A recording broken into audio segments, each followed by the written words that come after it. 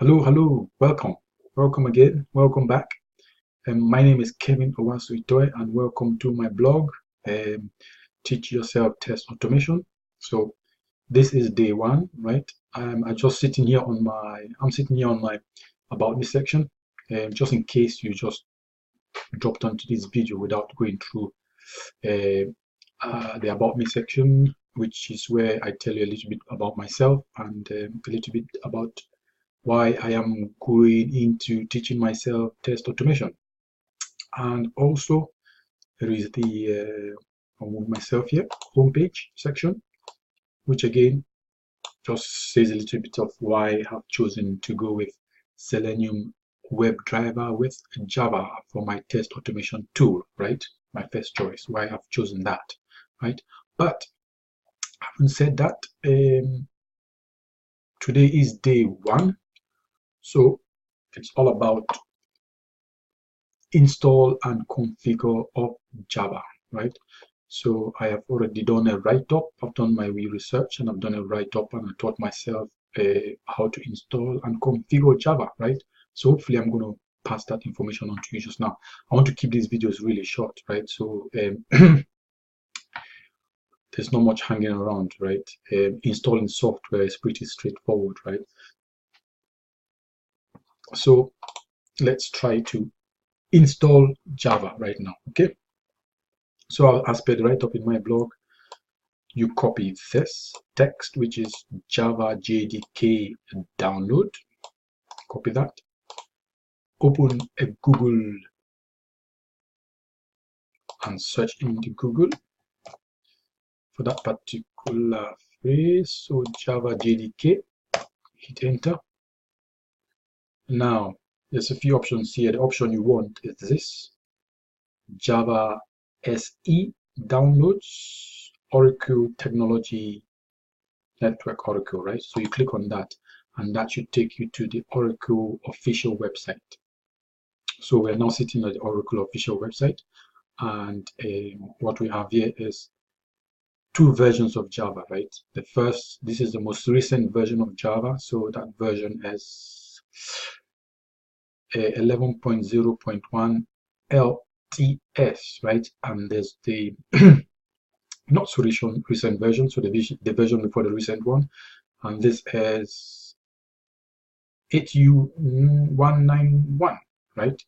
So usually it's advisable to go for a more stable version, right? And the most stable version will be the version before the current one, right? So there might still be some issues to be ironed out around this version, but you can go for either version, right? But normally just go for this one, right? So if you click on download button, you're taken to another page on the Oracle official website where you have all the operating systems and the version or the relevant software to that particular operating system, right? So with me, I've got the Windows 64, so I'll go for that one there, right? So that .exe file, you want to click on that, and if you click on that, it will open around here, and you just have to wait for it to finish processing, right? And once it's processing, you can right click and say open when done, right? So once you do that, all you have to do after that, so before you actually did that, you have to, sorry about this, you have to accept the license before you do the download the .exe file, right? So after that, all there is to the next process is just clicking next, right? And after you got to the final download pop-up, and when it's done, you will you have to, let's go back to my blog, you have to find out if the installation was successful, right? And the only way to do that is to go into your C drive. So you open up your C drive. Yeah, here we go, my C drive, and you go to program files, and if you see a Java folder within the program files, right, then you have successfully installed Java on your PC or your laptop. Okay, now you will need this the path to this folder to when you're configuring the Java, right? So if you go in here, see, when we saw the on the website, it was the version 191, right? So that's it, the same version right there, right? So, excuse me, what you want to do is access this JDK folder, right? And copy this path. You need this later. You need it later, right? And put it on Notepad, right? So just put that on Notepad. And you need another. So you also access the bin folder and copy that path and get it onto your Notepad, right? So you use that for later, right? So let's head back to my blog. So what you want to do now is to set up system variables. Now, system variables are a system variable is where, so Selenium is going to be running your test cases, right? And in order for Selenium to run your test cases, Selenium needs the Java knowledge, right? So you want to point Selenium to where Java knowledge is on your computer, right? So you do that through the system variables.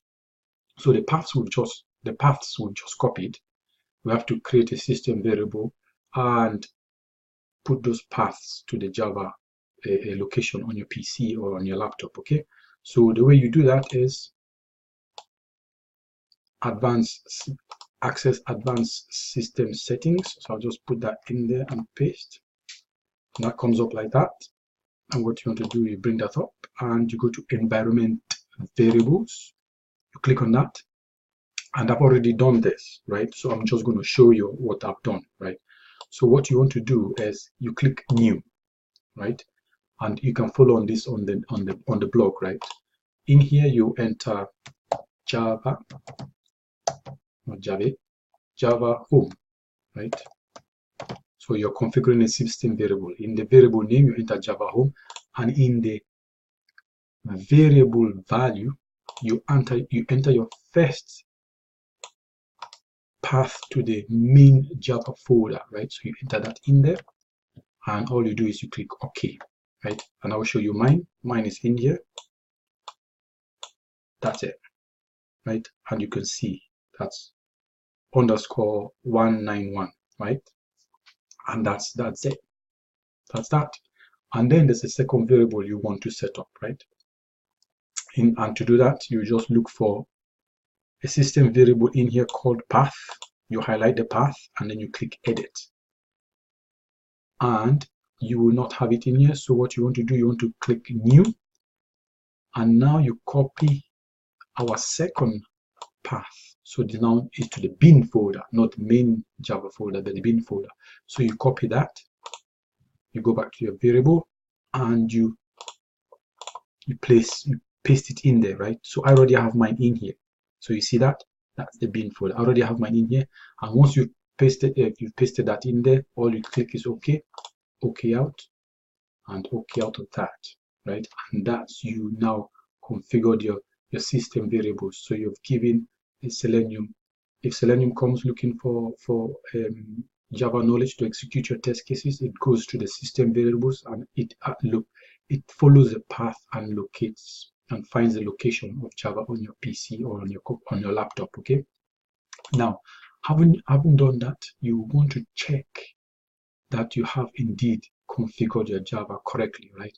And in doing that, all you have to do is to do a run command, the command prompt, bring up the command prompt, and all you have to type in here is Java space hyphen version and enter. Okay. Wait for a while, and again, if you see this Java version 191, right? That you successfully installed and configured Java on your machine, right?